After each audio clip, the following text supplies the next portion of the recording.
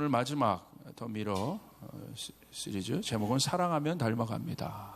사랑하면 닮아갑니다 라는 주제로 함께 말씀 나누겠습니다. 이 미러 시리즈의 주제는 뭡니까? 우리가 하나님의 형상으로 지음받았다. 우리의 존재가 누구냐라는 것에 대한 질문이었습니다. 그것은 비단 그냥 인간이라는 어떤 창조의 근원을 아는 어떤 창조론에 대한 공부가 아니라 우리의 존재 가치가 진짜 누구냐? 인간, 사실 사람, 인간. 우리가 하나님, 보이지 않는 하나님, 그 신, 하나님, 그분을 에게 날마다 나아가는데 사실은 엄청난 그 영적인 세계와 이 땅의 세계의 그 괴리감들을 많이 제가 경험하고 우리 교회가 그 괴리감들을 느끼고 있고 우리 성도들이 느끼고 있고 그래서 사실 우리가 누구냐? 이것에 대한 질문이죠. 그리고 우리가 하나님의 형상된 우리가 어떻게 이 세상을 살 것인가? 무엇을 비추며 살 것인가? 어떤 가치를 비추며 살 것인가? 거울처럼. 그렇죠? 거울은 무엇입니까? 무엇을 비추어낸다는 것이지 않습니까? 그래서 하나님의 사람들이 이 땅에 비추어내고자 한 것. 그 대표적인 형상이 누구십니까? 예수 그리스도시죠. 이 땅에 오셔서 하늘의 모든 가치를 비추어내셨어요. 팔복도 그렇고요. 땅의 가치가 아니라 하늘의 가치로 이 땅을 복되게 하셨다. 그리고 그 가치의 완성이 무엇입니까? 하나님 나라인 것이죠. 그래서 하나님 나라가 임하는 곳엔 실제적인 회복과 치유와 능력의 역사들이 나타났다. 이 일들이 우리의 삶 가운데도 이루어져야 한다. 할렐루야. 이것이 바로 이 더 미러 시리즈의 주제입니다. 오늘 여러분과 함께 보고 싶은 말씀이 사도행전 3장에 있는 사건이에요. 여러분 잘 아시는 것처럼 사도행전 3장에 날 때부터 걷지 못하던 한 사람이 소개됩니다. 성전 미문에 있던 사람이에요. 이 사람의 삶은 날 때부터 걷지 못했으니까 한번 여러분 생각을 해보십시오. 얼마나 고통이 심했겠습니까? 그러니까 선천적이라는 거예요. 이 사람이 잘못한 것도 아니에요. 날 때부터 걷지 못했기 때문에. 그러니까 소망이 있겠습니까? 희망이 있겠습니까? 어렸을 때부터 그렇게 태어났고 이 사람의 가정을 보니까 넉넉지도 못했던 것 같아요. 또 높은 그 당시 지위에 있는 가정에서 태어난 것도 아닌 것 같고 왜? 그러면 이렇게 구걸하지 않겠죠. 그러니까 소망 없는 인생이었다 이거예요. 그 소망 없는 그 인생이 그 교회 앞에서 성전 앞에서 날마다 구걸을 하고 있었다는 사실입니다. 그런데 말씀해 보니까 이 사람이 성전 미문에서 날마다 구걸하는데 베드로와 요한이 원래 하던 대로 기도하러 그 성전에 들어갔다가 이 사람들도 항상 있었을 것이에요. 그리고 베드로와 요한도 날마다 성전에 올라가서 기도하는 것이 그들의 어떤 특별한 일이 아니라 날마다 하는 여러분이 듣는 마음 우리가 묵상하는 것처럼 또 기도하시는 것처럼 그들 안에 날마다 그렇게 해야 되는 어떤 거룩한 습관인 것이죠. 그렇게 가다가 그날은 이 사람을 보고 평상시처럼 이 사람이 구걸을 한 거예요. 그런데 말씀해 보니까 이렇게 돼 있어요. 3절에 그가 베드로와 요한이 성전에 들어가려 함을 보고 구걸하거늘 평상시와 똑같이 아마 구걸했을 겁니다. 그리고 베드로와 요한이 평상시처럼 돈도 줬을 것이고 어떨 때는 없으면 안 줬을 수도 있을 것이고 아마 이 사람은 평상시 하던 대로 그대로 구했을 것이에요. 그런데 놀라운 일이 일어나요. 갑자기 베드로가 요한과 더불어 주목하여 이르되 갑자기 그럽니다. 구걸하고 있는 그에게 우리를 보라. 우리는 왜 베드로가 우리를 보라라고 얘기했는지 우리는 결론을 알고 있습니다. 이 사람을 고치죠. 놀라운 어떤 인생의 이 날 때부터 고통받고 있었던 사람의 인생에 놀라운 전환의 사건이 일어나는 놀라운 일들이에요. 그러니까 베드로가 우리를 보라라고 했던 것은 제가 믿기로는 어떤 감동이 있었을 것 같아요. 그러니까 내가 항상 보던 그 사람이 아니라 무엇인가 오늘은 알 수 없는 이상한 감동이 베드로에게 있었다는 거예요. 근데 이게 감동을 넘어 확신으로 온 것 같습니다. 오늘 이 사람에게 뭐가 일어날 것 같다. 그리고 나를 통해 하나님 뭔가를 하실 것 같다. 그런 감동을 느낀 것 같아요. 그리고 그것이 감동을 넘어 제가 뭐라고 말씀드렸어요? 확신 가운데 이 사람이 나갔기 때문에 베드로가 뭐라고 얘기합니까? 은과 금은 내게 없거니와 내게 있는 이것을 내게 주노니 나사렛 예수 그리스도의 이름으로 일어나 걸으라. 선포합니다. 걸으라.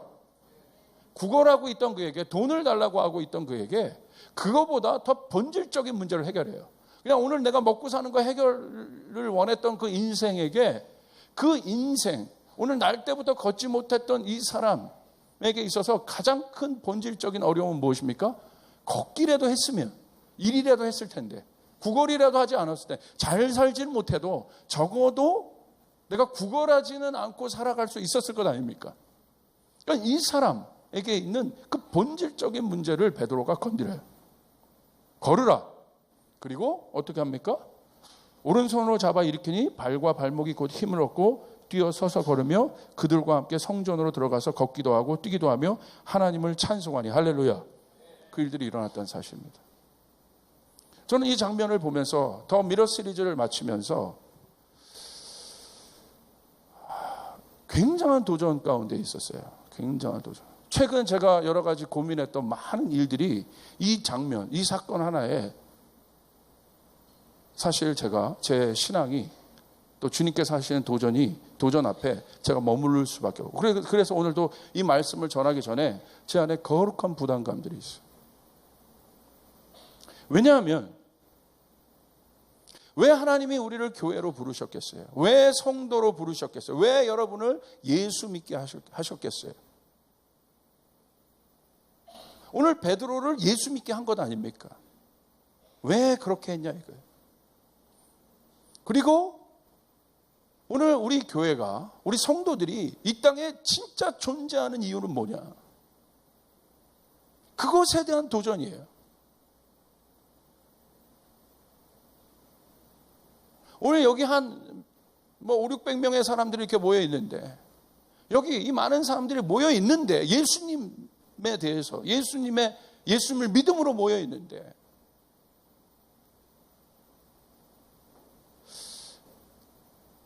우리가 여기 왜 모여야 되는 걸까? 그리고 우리가 교회로 모여 있는데, 왜 우리가 교회로 모여야 하는 걸까? 여러분, 그냥 신앙생활도 할 수 있죠. 그냥 인터넷에서 좋은 설교 듣고, 그냥 내가 기도할 수 있고, 그것도 신앙생활이죠. 그러나 왜 굳이 우리가 한 교회로 이렇게 모여 하는가? 무엇 때문에? 근데 중요한 건 뭐냐? 왜 베드로가, 복음서의 베드로와 사도행전의 베드로가 분명히 다른가? 복음서의 베드로는 자기 인생 해결하기도 바빴어요. 자기 내면 처리하기도 바빴어요. 그러나 예수님을 제대로 알고 예수님의 사랑을 제대로 만나고 자기가 부족하고 죄인이고 예수님을 배반했음에도 불구하고 자기를 찾아오셔서 내가 한번 네가 나의 예수님이 그러셔요. 네가 나의 제자가 되리라. 그리고 사람 낚는 어부가 되리라. 예수님이 그렇게 언약하셨기 때문에 신실하게 베드로의 상황을 보지 않고 그 베드로를 회복해 가시면서 마치 아가서에 나와 있는 그 신부를 회복해 가듯이, 그 신부를 점점 성숙하게 하면서 가듯이, 분명히 복음서의 베드로와 사도행전의 베드로는 다르다는 거예요. 존재 자체가 다르다는 거예요. 똑같은 베드로예요. 여기 똑같은 조지훈인데 분명히 다르다는 거예요. 복음서에 나와 사도행전에 나는 다르다는 거예요. 분명히 비포와 애프터가 다르고 있다는 거예요. 같은 사람이에요. 같이 하나님을 믿는 사람들이에요. 그리고 사도행전에 들어가서 어떤 일이 있었습니까? 성령 받습니다. 그리고 뭐가 생깁니까? 교회가 생깁니다. 근데 그 교회가 무엇으로 생깁니까? 공동체로 생겨요. 코이노니아로 생겨요. 그래서 그들이 뭐 하기 시작합니까? 서로 싸우고 서로 분쟁하고 자기 탐욕, 자기 욕망을 채우기에 바빴던 사람들이, 자기 제자들끼리도 예수님 복음서에 있었을 때 자기 욕망 때문에 싸웠지 않습니까? 많지도 않은데 그 제자들이 얼마나 많아요? 몇천 명도 아니고. 그 12명 중에 자기가 어느 예수님 옆에 어디에 앉겠다고 그렇게 싸우고 있지 않았습니까? 그런데 사도행전에 들어가서 어떻게 돼요? 그들이 한 공동체를 이룹니다. 하나가 됩니다. 코이노니아가 됩니다. 서로 함께 살기 시작합니다. 자기 것들을 나누기 시작합니다. 돌보기 시작합니다. 그게 코이노니아예요. 가난한 자들을 돌보기 시작합니다. 연약한 자들을 돌보기 시작합니다. 고통 있는 자들을 돌보기 시작합니다. 그게 교회예요. 그게 코이노니아예요. 함께 사는 것. 앞으로 여러분 모든 인류의 심각한 문제는 뭐냐면요. 제가 이거는 그냥 여러분 예언이 아니라요. 그냥 말씀드렸어요. 모든 과학자, 경제학자, 정치학자, 나라 할 것 없이 모든 사람의 앞으로 인류의 모든 문제는 뭐가 될 거냐면 공존이란 단어가 여러분 모든 것의 화두가 될 거예요. 여러분 통일 우리가 다 바라고 있죠. 사실 통일보다 통일 이유가 문제 아닌가요? 어떻게 살아갈 겁니까? 그들과. 많은 사람들이 통일이 오라 얘기하는데요. 사실 통일을 준비하는 사람이나 통일을 오라고 하는 사람이라면 통일 이후에 그들과 어떻게 함께 살아가야 될까? 그것에 대한 논의가 있어야 돼요. 지금은. 제가 지난주 여러분 요한복음 3장 16절을 통해서 예수님 안에 나타난 하나님의 사랑에 대해서 이야기해 드렸어요. 그리고 교회가 세상 속에 있는 일에 대해서 여러분에게 말씀드렸어요. 왜 교회가 세상에 있어야 되는가? 분리되는 것이 아니라 그들 속에서 함께 사는 것. 예수님이 죄인과 아픈 자와 묶인 자들과 함께 사시면서 그들을 풀어내셨고 그들을 치유하셨고 그들을 회복하셨습니다. 할렐루야. 우리 하나님을 알기를 원합니다. 하나님의 속성은 무엇입니까? 하나예요. 어떤 하나? 에하드 하나. 성부, 성자, 성령이 다른데 세 분이 하나인 거예요. 세 분은요 공존하세요. 하나로 공존해 계세요. 세 분의 격이 다른데 하나로 공존해 계세요. 그 세 분 안에 일어나는 여러분 관계의 다이나믹을 한번 생각해 보세요. 얼마나 성숙하게 관계하시겠어요? 얼마나 성숙하게 서로를 섬기시겠어요? 서로의 의견을 존중하시겠어요? 배려하시겠어요? 그 하나님을 안다는 건 뭡니까? 성숙함을 알게 되는 거예요. 여러분 신부의 과정은 무엇입니까? 성숙해지는 것이에요. 성장이 아닙니다. 성숙입니다. 여러분이 이제 고민해야 될 것은 성장의 문제가 아니에요. 성숙의 문제인 거예요. 오늘 한국이 여러분 고민해야 될 문제는 성장의 문제가 아니에요. 오늘 이 인류가 고민해야 될 문제는 성장의 문제가 아니에요. 성장해서 달려왔어요. 성장하자고 달려왔어요. 더 큰 분쟁만 일어나지 않습니까? 성장해서 왔어요. 그 부와 그 능력들이 소수의 사람들에게, 소수의 강대국에게만 가 있지 않습니까? 교회가 생존하기 위해 존재합니까? 여러분은 생존하기 위해서 신앙생활 하십니까? 아닌 것이죠. 예수님이 그것 때문에, 하나님이 그것 때문에 우리를 지으신 것이 아닌 것이죠. 우리를 그렇게 아름다운 존재로 만드신 것이 아닌 것이죠. 하나님께서 우리를 만드신 목적은 뭐예요? 우리를 만드시고 보기 좋았다고 하셨어요. 기쁨이라고 하셨어요. 함께 산다는 것은 이 기쁨을 함께 누리는 것이에요. 하나님과 아담이 함께 사셨어요. 에덴에서 함께 거니셨다는 거예요. 함께 공존했다는 거예요. 하나님과 인간이. 그것이 하나님 나라예요. 하나님 나라의 실제를 예수님이 보여주신 것이에요. 이 땅에 오셔서, 하나님이 이 땅에 오셔서, 죄악된 이곳에 오셔서 예수님 우리와 함께 사셨어요. 할렐루야. 그래서 이미 하나님 나라가 온 것이에요. 이미 부분적인 에덴을 완성하신 것이에요. 그러나 다시 하나님께서 회복할 그 하나님 나라는 부분적인 에덴이 아니다. 부분적인 나라가 아니다. 그곳엔 고통이 없다. 그곳엔 눈물이 없다. 할렐루야. 그곳엔 아픈 자들이 없다. 사자들이 어린 양과 뛰놀게 될 것이다. 어린아이가 독사굴에 손을 넣어도 물지 않게 될 것이다. 하나님 나라. 이사야서에 예언된 하나님 나라. 여러분 근데 지금 하나님 나라가 와 있나요? 예수 그리스도를 통해서 이미 반쪽은 와 있지만 온전하게 와 있지는 않아요. 우리 이 인간 세상 독사굴에 아기가 손 넣으면 어떻게 해요? 물고 난리가 나지. 결국 하나님 나라는 어떤 문제예요? 함께 사는 것에 대한 문제예요. 공존에 대한 문제예요. 오늘 교회가 생각해야 될 것, 오늘 성도가 생각해야 될 것은 바로 이 함께함에 대한 문제라는 거예요. Together, gathering 하는 거. 고통의 소리를 들었다는 건 뭡니까? 우리가 그 고통의 소리, 베드로가 오늘 고통의 소리에 다른 어떤 때와는 달리 성령 받고 이러한 컨텍스트 속에서, 이런 흐름 속에서 베드로는 그 소리를 들었다는 사실이에요. 그리고 그날은 멈춰서 이야기합니다. 은과금은 내게 없지만 내게 있는 나사렛 예수 그리스도 이름으로 명하노니 일어나 걸어라. 손을 내면서 그를 잡은 즉 그가 일어나서 걸었다고 되어 있어요. 이게 교회입니다. 이게 성도입니다. 이것이 우리가 할 일이나요? 이것이 우리가 할 일이라는 것이에요. 불편함을 싫어하고 불편해하는 관계를 싫어하고 익숙하기를 좋아하고 존중받고 인정받는 곳에 가서 내가 말하는 건 좋아하고 내 가족 아니면 내가 거들떠보고 왜 내 가족처럼 편한 게 어디 있어. 그러나 남의 가족 돌보자니 그게 얼마나 힘든 겁니까? 얼마나 에너지를 투자하는 겁니까? 오늘 아버지가 날 위해서 내주고 있는 진짜 생명의 길은 뭐냐? 많은 사람의 설교하고 놀라운 능력이 나타나는 것이 아니라 오늘 그 한 사람과 내가 걸어갈 수 있는가? 내가 동행할 수 있는가? 내가 함께 할 수 있는가?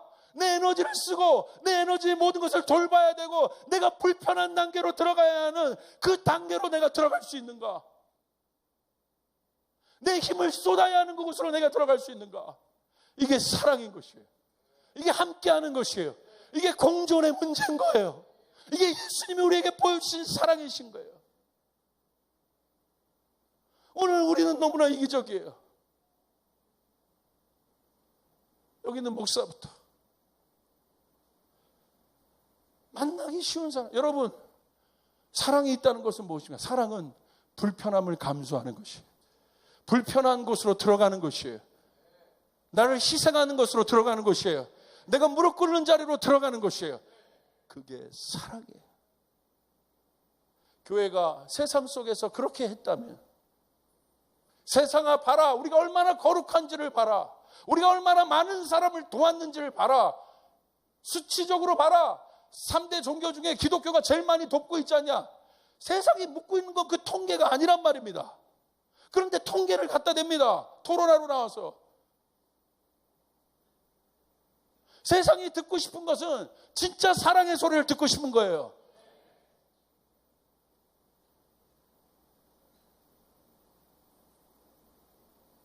통계를 듣고 싶은 것이 아니라, 우리가 했던 업적을 듣고 싶은 것이 아니라 그 본질의 소리를 듣고 싶어 하는 거예요. 누가 알아주지 않아도, 누가 보지 않아도 그 길을 묵묵히 가고 있는 그 사람의 소리를 듣고 싶은 거예요. 그 교회를 보고 싶어 하는 겁니다.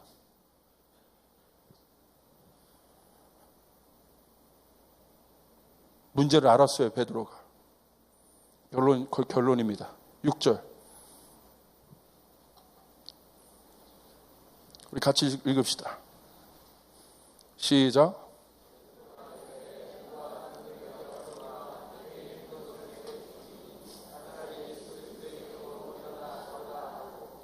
알았어요.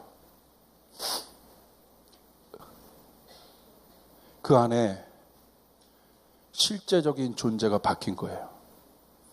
은과 금은 내게 없다. 왜 은과 금이겠어요? 돈이 하나님만큼 영향력이 있죠. 탐욕이죠. 돈이 나쁘다는 게 아니에요. 그 속에 무엇이 있느냐? 돈이 있느냐? 하나님이 있느냐? 하나님 믿는 사람들도 돈을 사용했죠. 돈의 문제가 아니에요. 그러나 베드로는 자기 속에 무엇이 존재하고 있는지를 분명히 밝힙니다. 은과 금은 내게 없다. 은과 금은 사람을 존중히 여기지 않습니다. 사람을 은과 금의 잣대로 평가합니다.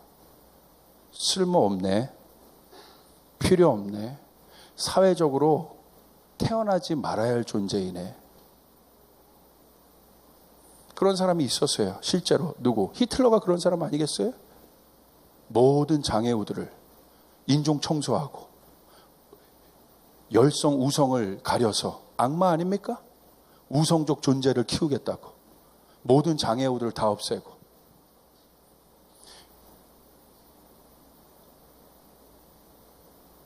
은과 금.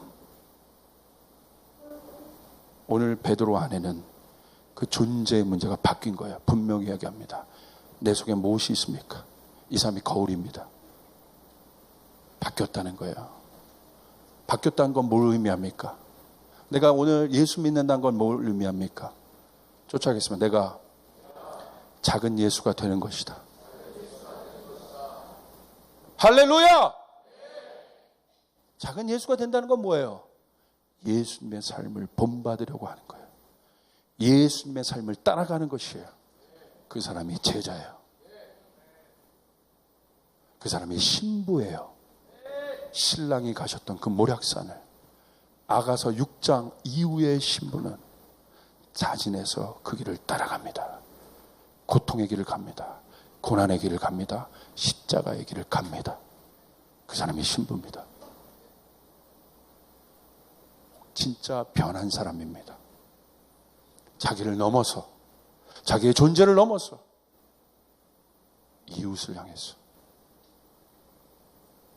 하나님 나라가 이기적인 나라겠습니까?